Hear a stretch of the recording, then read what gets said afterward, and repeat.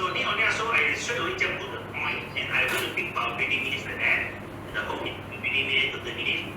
So first of all, I would like you to maybe highlight to us or maybe describe to us about the education, the current situation, the current scenario, in Cambodia, and why you yourself involved 100% dedicated to education. Yes, hello everyone. Hello Dr. Pan and Melody, and a person I forgot the name. How are you? Yes, it's 2 o'clock over here. Nice meeting you, Dr. Dato Professor Albert Tan, and it was great seeing you there.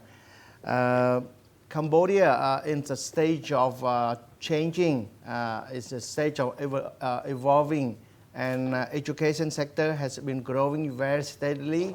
And the past decades, we see that there is a strong demand for education. We know Cambodia has been going through so much, and then it needs times to grow and improve its system. And the past decade, you see that there's changes, but the change is not enough. We need to do more, and we need to do from the top down. And we see that next mandate, there will be another big change, and I think the government emphasizes on the quality, also emphasizes on the quantity also of the teacher and the school. So it is the time for the people to put effort in it. So for me as an educator, I have tried my best to be part of the government's effort in improving our education. And I see that the Ministry of Education, he put forth a few points that they will be focusing on for the next mandate, and those are the points that we hope to happen for a long time, and that is to make sure that our graduate will be having a higher passing, and our graduate can go to university and be ready for university, and can graduate and be effective for workforce. And this is most needed. Cambodian economic growth has been strong even during the pandemics. It's at 6.6 right now, and that is what they predict, and I hope it might be even higher. But 6.5, 6.6 is quite high compared to other countries. So we're hoping that more investors, more tourists will be joining in Cambodia, and we see influx of Chinese tourists already coming into Cambodia. So hopefully, with all this excitement in 2023, and with the new election coming in also, and the prospect of having a better government, a better mandate, and a better future outlook, everyone is excited to invest in every sector. But education is one of the 3 sectors that I say that is the fundamental need for any country: education, healthcare, and finance. So if we take control of those 3 wells, I think the country will go up and move forward, and just like other countries that have gone through the same process.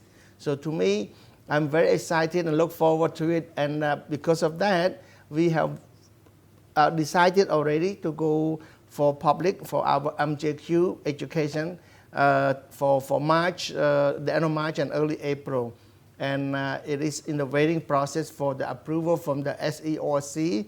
And if the green light is okay within 1.5 months, then we start selling the share. And everyone in Cambodia is excited to see what's going to happen. But has been some time that this happened in Cambodia since COVID.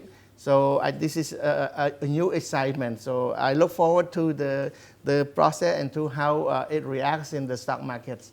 Thank you, because both they are quite new to the Cambodia. Yeah. Is it possible for you to describe to us the current Cambodia education system? As you told me earlier, you will find different channels, and you are one of them, some of the totally free of the international school. Can you please describe that?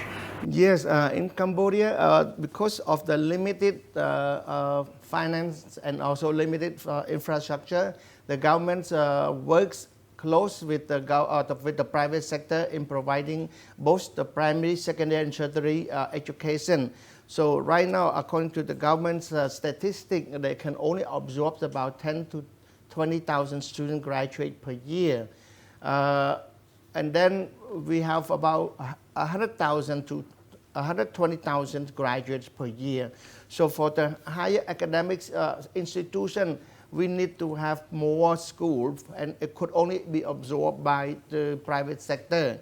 So private sector in higher education, it is a must, and therefore everyone need to have more school, more university.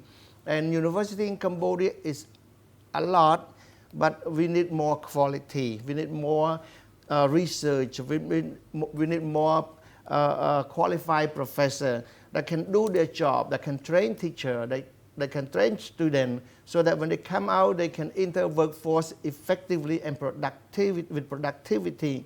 Right now, you're talking about professional school, it's still way to go. We have opportunity. If you talk about medical school, there's tremendous need. If you talk about allied health school, it's also tremendous needs, let alone those schools, but we have a technical school, we have different kind of field that are constantly looking and waiting for students are looking and waiting for it to happen, but we don't have enough of it, and no one wants to do business in this field because they think it's a big headache. They think it's a lot of investment, and they think it's a long-term profitability. So to Cambodia, education center and sector, at least 50 more years before it becomes saturated, along with healthcare. And healthcare sector, it's right now you have so many years to go, and you could just always open it, and it's almost a guarantee we'll make it. This is how potential Cambodia is. It's a land of frontier, golden land of opportunity. Basically, you can put a seed and it grow. And I just hope that many more foreign investors will come to Cambodia and help develop Cambodia along with the local here. We desperately want more investors to come in. Cambodia, people might be misunderstood about its stability and security, but I guarantee you that Cambodia is not what people think. It is very developed right now in terms of what they used to have. This is much, much better than what we had experienced. So Cambodia welcome all investors, and investor in factory, in agriculture, investor in healthcare, in education, higher education, medical field, hospital. So all are needed, and please come and join us, and come and open local school. Don't open international school. Too many, and no student, and it's too expensive. So in Cambodia, right now we are hoping for us personally. For me, I'm hoping to raise funds enough to open more school. According to our statistic, we need about 100 to 150 more schools for us alone to be able to meet the demand of the people right now. So with 150 more schools, we need a lot of funds to do it. So that's the first year proceed that we target to have of $10 million from the proceed. That's only could cover only a few campuses. So we have to do more. We have to raise more funds. We have to maybe do another round, or we do bonds, security. So there's a lot of way to go, but we have to continue to keep our liquidity and make sure that the stock market will go forward, because the demand for fund is great. The demand for facility is tremendous. So we hope that more neighbors will come in and help develop the country. Investment are needed most, yes. From what you mentioned, when you mentioned about the school, you're meaning the primary, secondary, or tertiary education? All level of education, from preschool down to daycare up to geriatric care. Basically, we are in need, yes. We have plenty, but we need a good quality, something that is acceptable by the middle class. Right now, they have schools that caters the lower income family, and the schools that cover the hyper income family. But the mass population is in the middle income family, and that's what we need to target. Yeah, as I know of, Lini on that maybe you good experience in this education field. And when we talk about education, it's always two very important factors. One, of course, just like you already mentioned, is the quality and the education. But at the same time, we got to do consider about the cost. Sometimes good quality come with high cost, no? So in your case, how are you going to make these two balance? Meaning at the same time we maintain the quality, at the same time we have to be affordable education, especially for the middle class. Well, you sell a cup of coffee for $5, you only have 1 or 2 people buy it. And you sell a cup of coffee for half a dollar, you have 20 people buy it. But if you sell a cup of coffee for $2.50, you have 15 people buy it. So sometimes it's a matter of how you calculate and how you do the market study.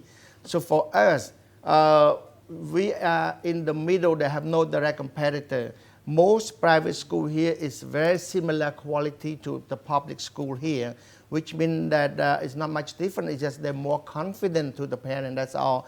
And they charge usually around $800 to $1,000, and it's almost the same payment as the government. The government do not charge, but the daily spending, the daily lesson they have to buy, you total up is the same like annual payment, except one you do installment, one you do one lump sum payment. So between $8,000 to $1,000. But then you have the semi-international school up there that you have to pay $7,000 to $10,000. So it is too high. And then you have these premium international schools like ISPP, Northbridge. I think they take the top range, and they are about $25,000 US per year. But then you have this middle tier school like us, and only 1 or 2 in the whole country, and that is 1,500 average. So, and we can do it well, we can survive, we can expand, and we grow drastically.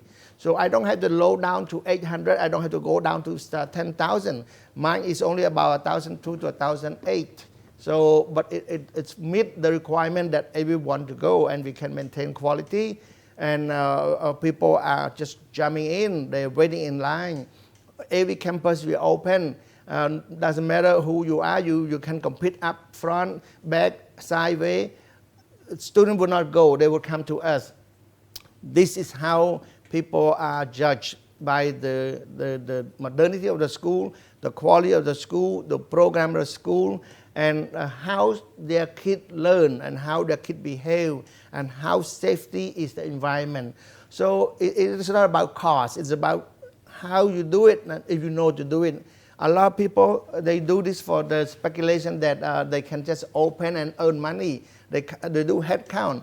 But education is not about head count. It's not about how much you charge and how low you charge. It's how the student learn, and how the student prepare for the future, and how you can prepare them for overseas study. So we look in all of this angle, and Cambodia need average schools that can prepare them for this kind of future college study. And that's what our school is doing. So if we were to have more fun, to just expand, duplicate, basically cloning what we are doing, it will be a success. And I can guarantee you within 5 to 10 years, we can take over education sector with this duplication and cloning.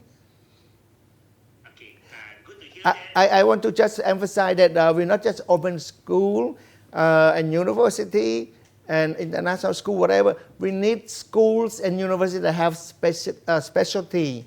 Right now, most of the schools have the same major: computer science, architecture, civil engineer, English. It's almost every university the same major. But Cambodia, just like any other developing country or other developed country, we need to have a variety, diverse major, so students can prepare, be ready for the workforce.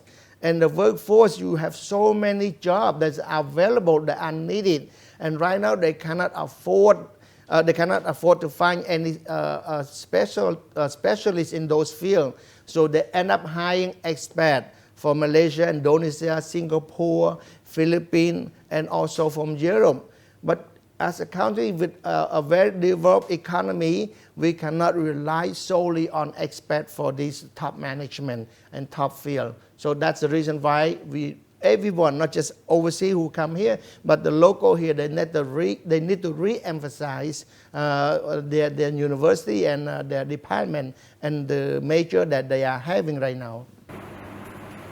Yeah, thank you very much. And also, we'd like to note, because you are well in education, we'd like to know a little bit about the government stand, especially for the education policy.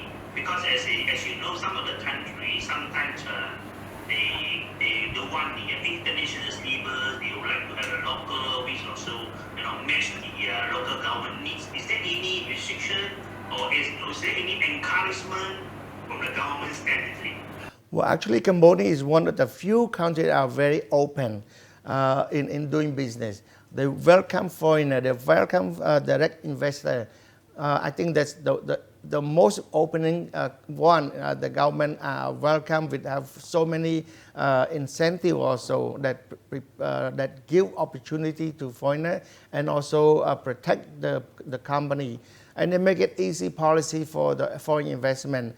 And for my experience in the education sector, it seems that foreigners sometimes have easier way to open than the local here, because it's not a matter of you come in, it's a matter of you helping develop the country. Every company come in, they are open arm welcoming you in. In education, there's no restriction at all. As long as you come here, you apply for the license, you register, you have everything ready as the same process as the local one. You can do it fast, quick, and make sure that you just follow the rules and regulation. So for school that come here, the same thing for any other business that come to Cambodia, I feel they have an easier time to go through. There's a loop and hole here and there, but if you find the right channel, you do the proper way, don't go through the under table thing, then you might be more safe and sound. The problem is that some foreigners that come, they're looking for under the table and through different routes, and so therefore they end up in different end of the other side of the channel, and that's caused them more trouble. So just follow the rule of law and then do it as what they're supposed to be doing, and don't look for backbones. Country have rule and law, and they just do what other people are doing.